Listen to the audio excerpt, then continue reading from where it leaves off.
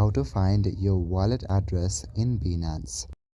Hello everyone, in this video I'm gonna show you how you can find your wallet address in Binance.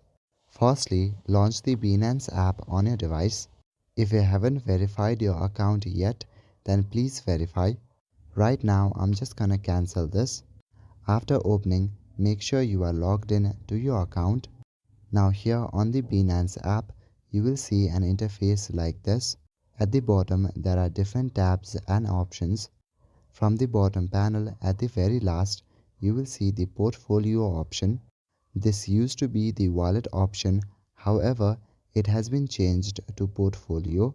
Even though it is changed, the icon remains the same. I would like to show you the interface that was before. Now on the previous app interface, the wallet option is right there and the icon is also the same. So yes, this is the wallet tab on your Binance app. Now you can simply tap on the deposit option and deposit your Bitcoin. So that is it for this video. I will see you in the next one. Thank you.